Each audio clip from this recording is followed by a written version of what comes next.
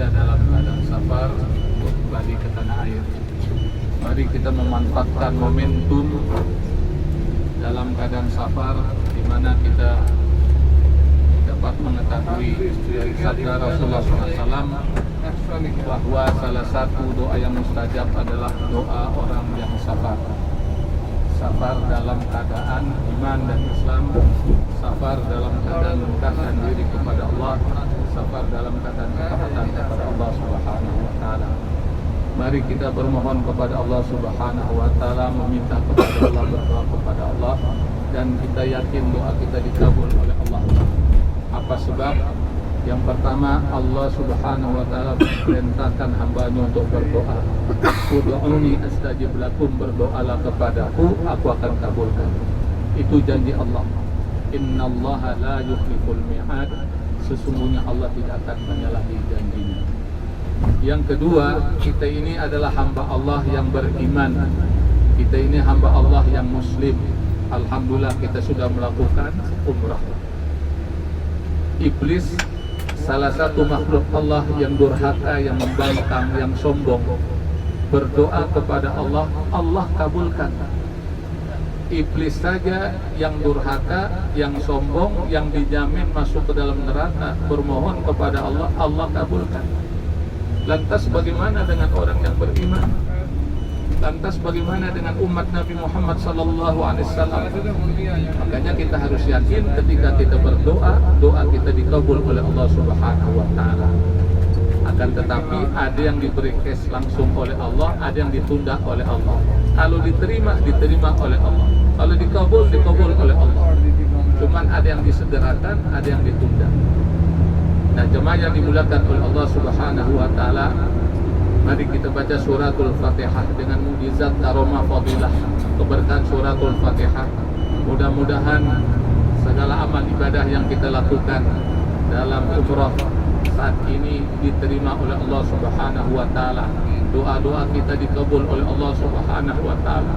Ibadah kita diterima oleh Allah Subhanahu wa taala, dan titipan-titipan doa dari saudara kita, keluarga kita, sanak famili kita, tetangga kita, detolan kita dikabul oleh Allah Subhanahu wa taala. Allah berikan kesehatan kepada kita lahir dan batin. Allah panjangkan umur kita dalam taat kepada Allah Subhanahu wa taala. Allah lindungi kita dari berbagai macam mara bahaya, dari kesulitan, kesusahan, dan dari orang-orang zalim. Al-Fatihah.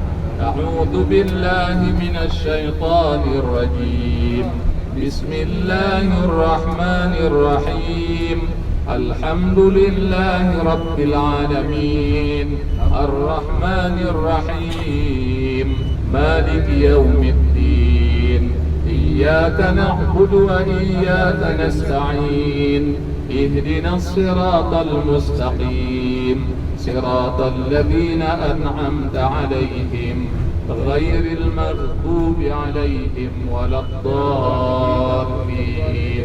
Amin. A'udzu billahi minasy syaithanir rajim. Bismillahirrahmanirrahim. Alhamdulillahi rabbil alamin. Hamdan ni'mahu wa kafi mazidah. Ya Rabbana lakal hamdu kama yanbaghi li jalali wajhikal karim 'azimi sultanik. Subhanallah wa bihamdihi 'adada khalqihi wa ridha nafsihi wa zinata 'arsyihi wa midada kalimatihi. Subhanallah wa bihamdihi 'adada khalqihi wa ridha nafsihi wa zinata 'arsyihi wa midada kalimatihi. Subhanallah wa bihamdihi 'adada khalqihi wa ridha nafsihi wa zinata 'arsyihi wa midada kalimatihi. Radina billahi rabba wa bil islami dina wa bi Muhammadin nabiyya wa rasula. Radina billahi rabba wa bil islami dina wa bi Muhammadin nabiyya wa rasula. Radina billahi rabba wa bil islami dina wa bi Muhammadin nabiyya wa rasula. اللهم اغفر لنا ولإخواننا الذين سبقونا بالإيمان ولا تجعل في قلوبنا غلا للذين آمنوا ربنا إنك رؤوف رحيم. اللهم اغفر لنا ولوالدينا وارحمهما كما ربيانا صغارا. اللهم اغفر لنا ولوالدينا وارحمهما كما ربيانا صغارا. اللهم اغفر لنا ولوالدينا وارحمهما كما ربيانا صغارا. اللهم اغفر لأمة سيدنا محمد. اللهم ارحم أمة سيدنا محمد. اللهم اجبر أمة سيدنا محمد. اللهم احفظ أمة سيدنا محمد. اللهم afi umat Sayyidina Muhammad. Allahumma salim umat Sayyidina Muhammad. Allahumma ansur umat Sayyidina Muhammad. Allahumma ansur ikhwanana wal mujahidin fi Gaza, Palestin, wal Quds, wa Suriah, wa Mesir, wa Libya, wal Yaman, wa Iraq, wa Afghan, wa Rohingya, wa Uyghur, wa fi kulli makan wa kulli zaman, waj'alna minhum ya rabbal alamin. Allahumma ighfir lil mu'minin wal mu'minat wal muslimin wal muslimat al ahya' minhum wal amwat birahmatika ya arhamar rahimin. Ya Allah, ya Rahman, ya Rahim, ya Ghafar, ya Ghafur, ya Tawwab, ya Dzal Jalali wal Ikram. Kami mengakui ya Allah, kami telah banyak melakukan dosa, kami telah banyak melakukan maksiat, kami telah banyak melakukan kemungkaran di tanah suci ini. Kami mohon kepadamu ya Allah, ya Rahman, ya Rahim, ampunilah segala dosa dan kesalahan kami, maafkanlah kekhilafan kami, ampunilah segala dosa dan kesalahan yang pernah kami lakukan ya Allah, dari mulai akhir balik hingga saat ini. Ampunilah dosa kedua mata kami ya Allah, ampunilah dosa kedua telinga kami ya Allah, ampunilah segala dosa mulut kami ya Allah, ampunilah segala dosa kedua tangan kami, ampunilah segala dosa kedua kaki kami, ampunilah segala dosa dari ujung rambut sampai ujung kaki kami. Ya Allah, ampunilah segala dosa dan kesalahan yang pernah kami lakukan ya Allah, dosa besar maupun yang kecil, yang samar maupun yang nyata. Ya Ghafar, ya Ghafur, ya Tawwab, ya Dzal Jalali wal Ikram. Ampunilah segala dosa dan kesalahan kami ya Allah, ampunilah segala dosa dan kesalahan kedua orang tua kami. Kasihlah mereka ya Allah sebagaimana mereka telah mengasihi kami di waktu kecil. Lapangkanlah kuburnya ya Allah, terimalah segala amal ibadahnya, jadikanlah kuburnya sebagai rawdah min riyadil jannah, masukkanlah mereka ke dalam surgamu yang mulia. Ya Allah, jika kedua orang tua kami masih hidup, maka berilah kesehatan kepadanya ya Allah, kuatkanlah fisiknya ya Allah, kuatkanlah ibadahnya ya Allah, beri kesabaran kepadanya ya Allah, dan jadikanlah akhir kehidupannya husnul khatimah. Ya Allah, ya Rahman, ya Rahim, ya Dzal Jalali wal Ikram. Ampunilah segala dosa dan kesalahan kakek dan nenek kami, ampunilah segala dosa dan kesalahan kakak dan adik kami, ampunilah segala dosa dan kesalahan suami, istri, anak dan keturunan kami, ampunilah segala dosa dan kesalahan cucu, mantu kami, besan kami, ampunilah segala dosa dan kesalahan tetangga kami ya Allah, ampunilah segala dosa dan kesalahan saudara-saudara kami, handai tolan kami ya Allah. Ya Allah, ya Rahman, ya Rahim, ya Dzal Jalali wal Ikram. Saat ini kami akan meninggalkan kota Makkah ya Allah, akan meninggalkan Baitullah, akan meninggalkan rumahmu ya Allah. Kami mohon kepadamu ya Allah, kami mengharap kepadamu ya Allah, mudahkanlah kami untuk berkunjung kembali ke tanah suci ya Allah, salat di Masjidil Haram, salat di Masjid Nabawi ya Allah. Mudahkanlah kami untuk dapat menunaikan ibadah haji dengan segera ya Allah, bersama orang yang kami kasihi ya Allah, suami ataupun istri ya Allah. Ya Allah, mudahkanlah anak keturunan kami untuk berkunjung ke tanah suci ini ya Allah, melakukan ibadah kepadamu ya Allah, melakukan ketaatan kepadamu ya Allah, melakukan ibadah haji dan juga ibadah umrah. Ya Allah, ya Rahman, ya Rahim, ya Dzal Jalali wal Ikram. Kabulkanlah doa-doa saudara-saudara kami, sanak famili kami, keluarga kami yang menitipkan doa kepada kami ya Allah. Kabulkan doa mereka semua ya Allah. Ya Rahman, ya Rahim, ya Dzal Jalali wal Ikram.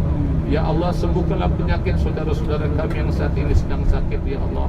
Angkat penyakitnya ya Allah, sehatkanlah badannya ya Allah, panjangkanlah umurnya ya Allah dalam taat kepadamu.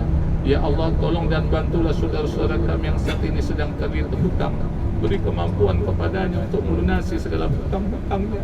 Engkau adalah Tuhan yang Maha Kaya, pemilik alam semesta. Ya Allah, ya Rahman, ya Rahim, ya Dzal Jalali wal Ikram. Segerakanlah jodoh saudara-saudara kami yang saat ini belum mendapatkan jodoh. Berilah mereka pasangan beriman lagi bertakwa. Antarkan mereka dalam kehidupan berumah tangga menuju keluarga sakinah, mawaddah, warahmah. Bagi mereka yang belum mendapatkan keturunan, berilah mereka keturunan anak-anak yang soleh dan solehah, yang berbakti kepada kedua orang tua, yang taat melaksanakan perintahmu, generasi yang hafal Al-Quran, mengamalkan Al-Quran, berakhlak Al-Quran, dan generasi akan membebaskan Baitul Maqdis. Ya Allah, ya Rahman, ya Rahim, ya Dzal Jalali wal Ikram. Kabulkanlah permohonan kami ya Allah, terimalah doa kami ya Allah. Jangan kau tolak doa kami karena dosa kemaksiatan yang pernah kami lakukan. Kami mohon maaf kepadamu ya Allah, kami mohon ampun kepadamu ya Allah. اللهم إنك عفو كريم تحب العفو فاعف عنا. اللهم إنك عفو كريم تحب العفو فاعف عنا. اللهم إنك عفو كريم تحب العفو فاعف عنا. اللهم ربنا تقبل منا صلاتنا وصيامنا وقيامنا وتخشعنا وتضرعنا وتعبدنا وتمم تقصيرنا يا الله يا الله يا الله يا أرحم الراحمين. اللهم إنك عفو كريم تحب العفو فاعف عنا. اللهم إنا نسألك رضاك والجنة ونعوذ بك من سخطك والنار. اللهم إنا نسألك سلامة في الدين وعافية في الجسد وزيادة في العلم وبركة في الرزق وتوبة قبل الموت ورحمة عند الموت ومغفرة بعد الموت. اللهم هون علينا في سكرات الموت والنجاة من النار والعفو عند الحساب. اللهم لا تدع لنا ذنبا إلا غفرته ولا هما إلا فرجته ولا دينا إلا قضيته ولا مريضا إلا شفيته ولا حاجة من حوائج الدنيا والآخرة إلا قضيتها يا أرحم الراحمين. اللهم إنك عفو كريم تحب العفو فاعف عنا. اللهم إنك عفو كريم تحب العفو فاعف عنا. اللهم إنك عفو كريم تحب العفو فاعف عنا. اللهم إنا نسألك رضاك والجنة ونعوذ بك من سخطك والنار. اللهم اختم لنا بالإسلام واختم لنا بالإيمان واختم لنا بحسن الخاتمة. لا إله إلا أنت سبحانك إنا كنا من الظالمين. لا إله إلا أنت سبحانك إنا كنا من الظالمين. لا إله إلا أنت سبحانك إنا كنا من الظالمين. ربنا ظلمنا أنفسنا وإن لم تغفر لنا وترحمنا لنكونن من الخاسرين. Ya Allah, berkahilah kehidupan kami ya Allah. Berkahilah aktivitas kami, pekerjaan kami ya Allah. Berkahilah rumah tangga kami ya Allah.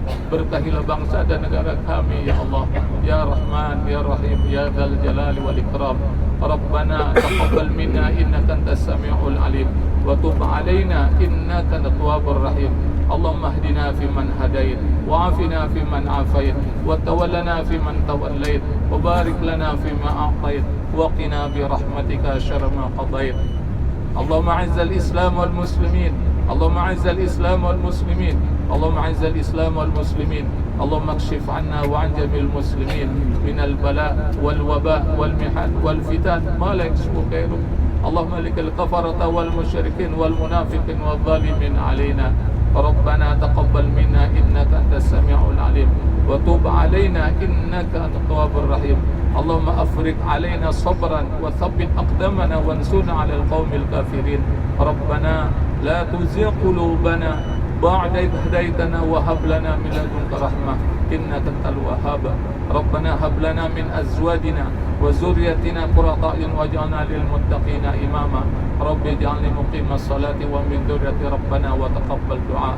اللهم إنك تعلم أن هذه القلوب قد اجتمعت على محبتك والتقت على طاعتك وتوحدت على دعوتك وتوحدت على نصرة شريعتك.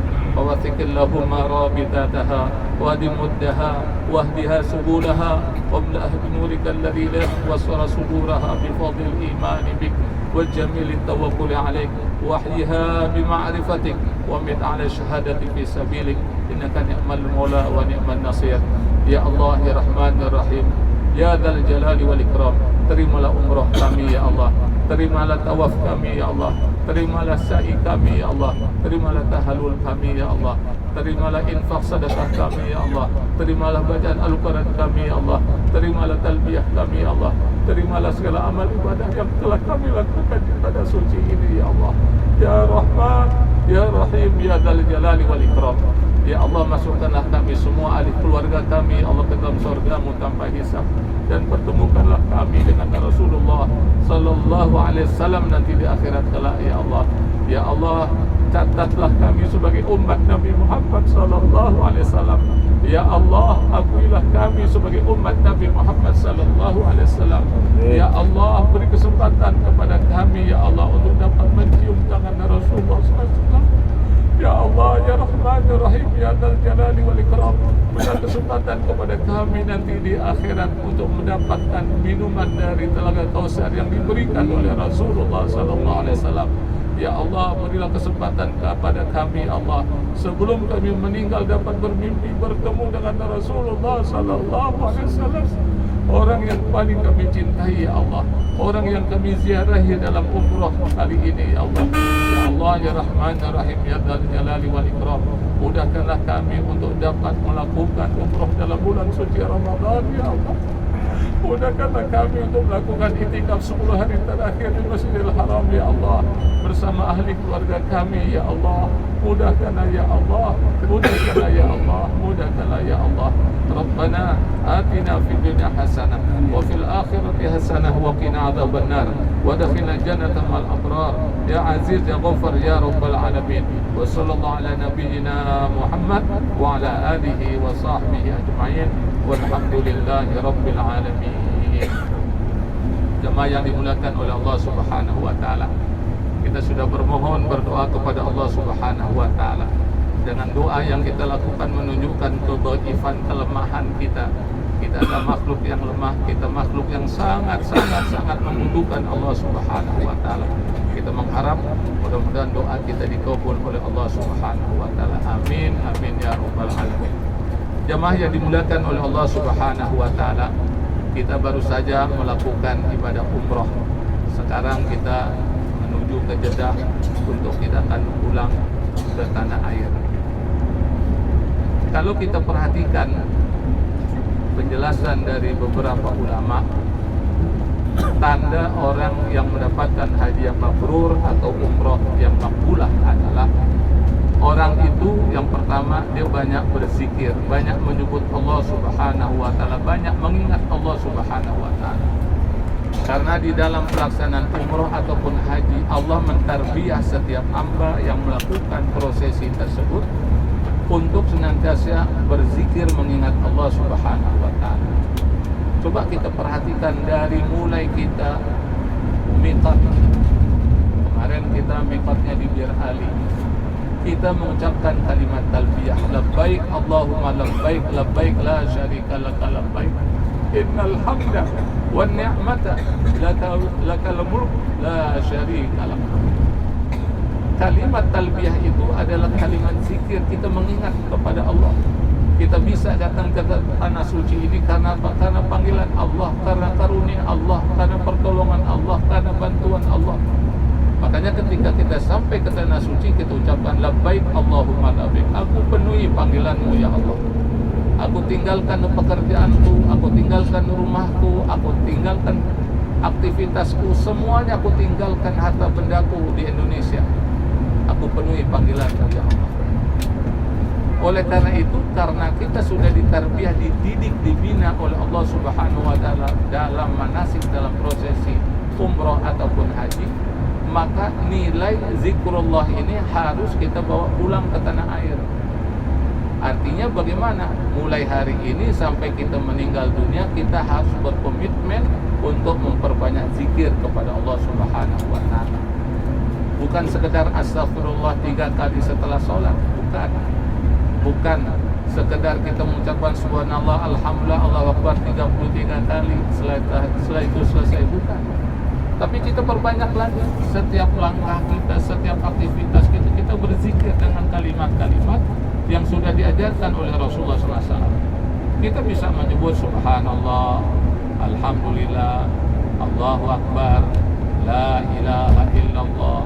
Bahkan selawat pun juga termasuk zikir, karena di dalam salawat ada kalimat Allah Subhanahu wa taala, Allahumma sholli ala Muhammad wa ala ali Muhammad, atau sallallahu ala Muhammad. Jadi kalau benar-benar kita ini mendapatkan umrah yang makbulah atau mabrurah, maka tandanya kita banyak berzikir menyebut Allah Subhanahu wa taala. Buatlah program untuk kebutuhan spiritual kita, buatlah program untuk pemberian makan terhadap rohani kita. Misalkan sehari semalam itu saya berkomitmen untuk mengucapkan astagfirullah, istighfar itu 100 kali minimal. Astagfirullah, astagfirullah, astagfirullah, astagfirullah. Dan kalau kita ucapkan itu nggak sampai 1 jam, bahkan tidak sampai 1/4 jam, cuman beberapa menit kita sudah bisa membaca istighfar 100 kali. Kemudian kita lazimkan menyebut kalimat la ilaha illallah, kita ulang-ulang. Itu yang disebut dengan wirid, itu yang disebut dengan aktivitas pengulangan dari kalimat agung yang mulia. Kenapa kita perlu mengulang-ulang kalimat semacam itu? Mudah-mudahan di akhir kehidupan kita, dituntut ataupun tidak, ditalkinkan ataupun tidak, Allah berikan petunjuk kepada kita dan kemudian kita bisa mengucapkan kalimat la ilaha illallah. Karena ketika orang sakaratul maut, setan akan mendatangi setiap manusia, menggoda, menjerumuskan manusia, menyesatkan manusia. Beruntunglah mereka ketika akhir kehidupannya mengucapkan kalimat la ilaha illallah. Kenapa demikian? Karena Rasulullah SAW pernah bersabda, "Man kana akhiru kalamihi la ilaha illallah dakhala jannah." Barang siapa akhir kehidupannya mengucapkan kalimat la ilaha illallah, maka dia masuk ke dalam surga.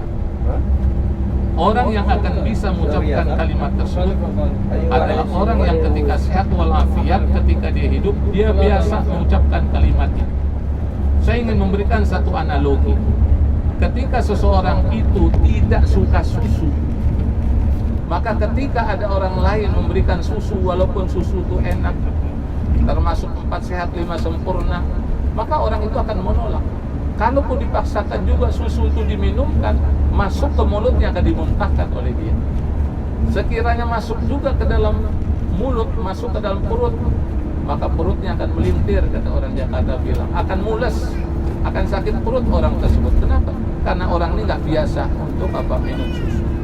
Begitu juga manusia ketika dalam kehidupannya dia tidak suka dengan la ilaha illallah, dia tidak pernah berzikir, melazimkan la ilaha illallah.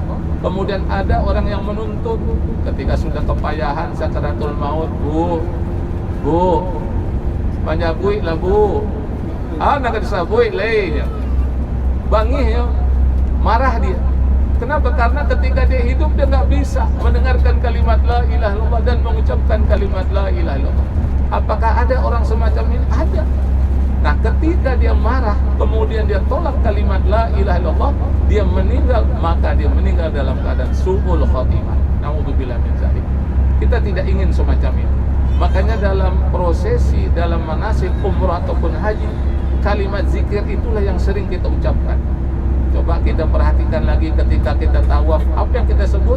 Subhanallah, walhamdulillah, wala ilaha illallah, Allahu akbar.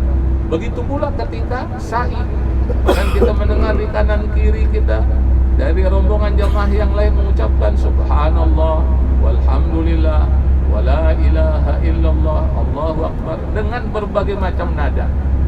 Ada yang mengatakan subhanallah, walhamdulillah, wala ilaha illallah, wallahu akbar, subhanallah, walhamdulillah, wala ilaha illallah, wallahu akbar, subhanallah, walhamdulillah, wala ilaha illallah, wallahu akbar. Mudah-mudahan setelah kita sampai ke tanah air, ke rumah kita masing-masing, kita banyak berzikir menyebut lafaz Allah Subhanahu wa ta'ala. Yang kedua, tanda orang itu mendapatkan haji yang mabrur atau umrah makbulah adalah orang ini makin dermawan, makin peduli terhadap urusan umat Nabi Muhammad SAW. Dia makin penyantun kepada ahli keluarganya, makin sayang kepada tetangganya, makin akrab, makin baik. Itu gambaran dari orang yang mendapatkan umrah makbulah. Kenapa demikian? Karena kita sama-sama mengetahui haji dan umrah ini adalah pendidikan langsung dari Allah Subhanahu wa ta'ala. Jadi setiap insan, setiap manusia yang pergi haji atau umrah, dia sedang mengikuti pembinaan dari Allah Subhanahu wa ta'ala. Tata caranya, kemudian pelaksanaannya, tempatnya, waktunya, itu sudah ditentukan oleh Allah Subhanahu wa ta'ala.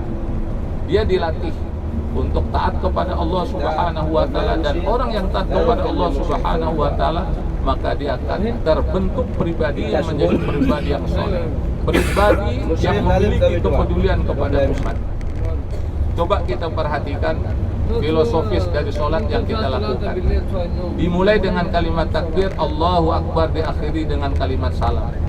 Ketika kita di Masjidil Haram, ketika kita di Masjid Nabawi, kita ucapkan salam ke kanan dan ke kiri. Ada orang di kanan kiri kita nggak kenal, namanya kita nggak tahu, bangsanya kita nggak tahu, sukunya kita nggak tahu, tapi Allah Subhanahu wa Ta'ala mentarbiyah kita, mendidik kita, tetap ucapin salam. Kalau mau selesai itu sholat, kalau mau diterima itu sholat. Selamat, sejahtera, berkah Allah untuk kamu. Ini adalah pendidikan dari Allah Subhanahu wa Ta'ala. Maka jangan sampai kita seperti cerita waktu kanak-kanak ketika kita minta jambu kepada Pak Haji. Apa kata Pak Haji? Enak aja lo minta jambu, nanam kagak sekarang minta. Apa jawaban anak-anak pada saat itu? Dasar Haji pelit. Nah itu satu kampung gak akan tahu nih Haji, walaupun dia udah pakai peci haji, tapi karena perilakunya semacam itu akan terkenal dalam dunia anak-anak Haji pelit. Kenapa? Karena dia tidak santun kepada anak-anak. Nah kita tidak ingin semacam itu. Ketika kita pulang ke tanah air, kita akan lebih baik lagi kepada anak kita, kepada cucu kita, kepada tetangga kita, kepada saudara-saudara kita. Kita tunjukkan kita ini umat Nabi Muhammad Sallallahu Alaihi Wasallam, Nabi yang sangat penyantun, Nabi yang sangat peduli kepada umatnya.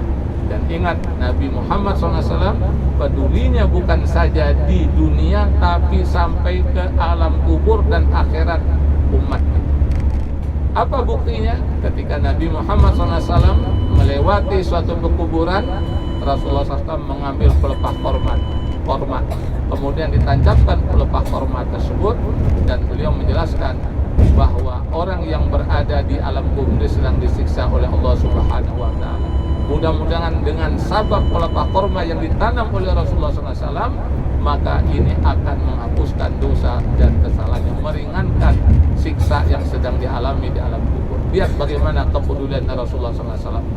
Yang kedua, Rasulullah SAW senantiasa mendoakan ahli baki, karena kuburan di Madinah itu yang dekat dengan rumah Rasulullah SAW di Baki. Dan alhamdulillah kemarin kita juga sudah menyampaikan salam dan mendoakan kepada ahli baki. Dan ini adalah orang-orang yang mulia yang kuburannya dekat dengan Rasulullah SAW.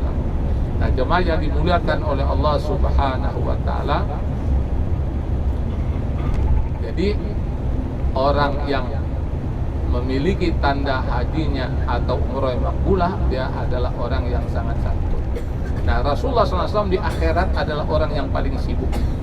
Rasulullah SAW didatangi oleh umat manusia pada saat itu untuk minta syafaat. Bayangkan umat dahulu datang ke Nabi Adam, dia nggak bisa. Silakan kamu kepada Nabi Nuh. Nabi Nuh juga bilang silakan kamu kepada Nabi Idris, terus sampai kepada Nabi Ibrahim alaihissalam, sampai kepada Nabi Musa alaihissalam, sampai kepada Nabi Isa alaihissalam. Akhirnya semua minta kepada Rasulullah SAW untuk diberikan syafaat oleh Rasulullah SAW. Itulah keutamaan Rasulullah SAW. Dan Rasul orang yang paling sibuk nanti di akhirat. Ada riwayat mengatakan Rasul suatu ketika di akhirat itu sujud yang lama.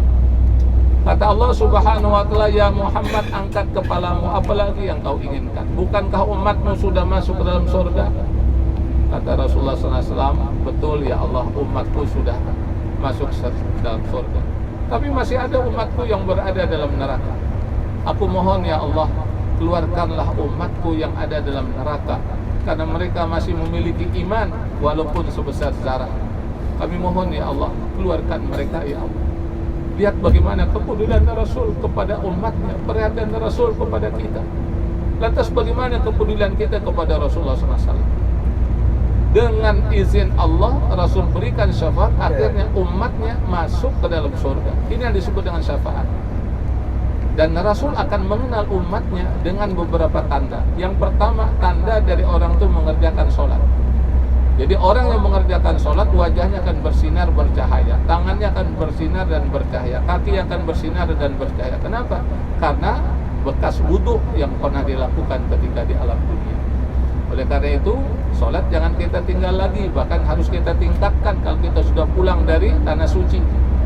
Yang nggak pernah sholat tahajud, ya kita berazam, kita bertekad mulai melakukan sholat tahajud. 2 rakaat boleh, 4 rakaat boleh, 6 rakaat boleh, 8 rakaat boleh. Dan lakukan itu terus menerus.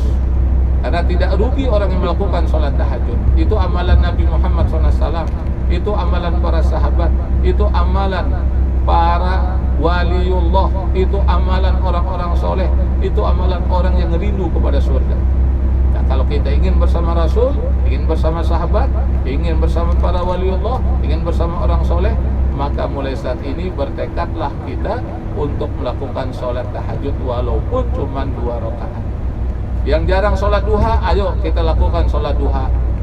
Tidak rugi orang yang melakukan sholat duha. Ketika orang itu melakukan sholat duha, maka sesungguhnya dia telah memberikan hak kepada tulang-tulang dalam tubuhnya untuk disedekahkan. Jemaah yang dimuliakan oleh Allah Subhanahu wa Ta'ala. Dan biasakan kita melakukan sholat witir. Ada yang mengerjakan setelah sholat isya, ada yang mengerjakan setelah sholat tahajud. Silakan pilihan, sesuaikan dengan situasi dan kondisi kita. Karena ini masalah fikih bukan untuk kita perdebatkan, tapi ada kemudahan yang diberikan oleh Allah Subhanahu wa Ta'ala. Nah, jemaah yang dimuliakan oleh Allah Subhanahu wa Ta'ala, tanda yang kedua kita ini sebagai umat Nabi Muhammad sallallahu alaihi wasallam ditandai dengan banyaknya selawat yang kita ucapkan. Kita sehari semalam berapa kali kita berselawat? 10 kali masih kurang. Minimal kalau boleh saya menyarankan 100 kali. Walaupun kalau orang-orang soleh, orang-orang pejuang, itu biasanya salawatnya itu jarang yang 100 kali. Bahkan mereka itu minimal 1000 kali. Jemaah yang dimuliakan oleh Allah Subhanahu wa Ta'ala, tidak rugi orang berselawat untuk Rasulullah SAW. Mungkin ada pertanyaan bagaimana lafaz selawatnya? Silakan sebagaimana yang pernah kita pelajari atau diajarkan oleh guru kita. Yang paling simpel, paling mudah adalah salawatnya malaikat Jibril. Sallallahu ala Muhammad, sallallahu ala Muhammad, sallallahu ala Muhammad. Atau kita salawat yang lainnya dengan lafaz yang lainnya, Allahumma salli ala Muhammad wa ala ali Muhammad. Atau kita salawat Ibrahimiyah seperti yang kita baca dalam tahiyat awal, dalam tahiyat akhir. Itu kita baca. Nah, jemaah yang dimuliakan oleh Allah, perbanyaklah salawat. Saya ingin menceritakan tentang orang yang banyak mengucapkan salawat. Yang pertama, ada dikisahkan oleh seorang ulama, seorang wanita Suriah. Dia datang kepada gurunya, kemudian dalam keadaan menangis. Nah, oleh seorang syekh ini ditanyakan, kenapa kamu menangis?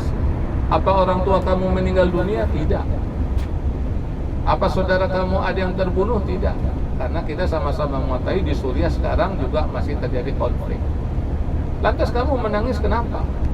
Jawaban wanita ini, saya sudah beberapa hari tidak bermimpi ketemu Rasulullah SAW. Coba kita bayangkan, artinya mafhum mukhalafahnya adalah wanita ini setiap malam dia bermimpi ketemu dengan Rasulullah SAW. Dan ini bukan sembarang orang, pasti dia punya amalan. Dan amalan bukan sembarang amalan, tapi amalan unggulan.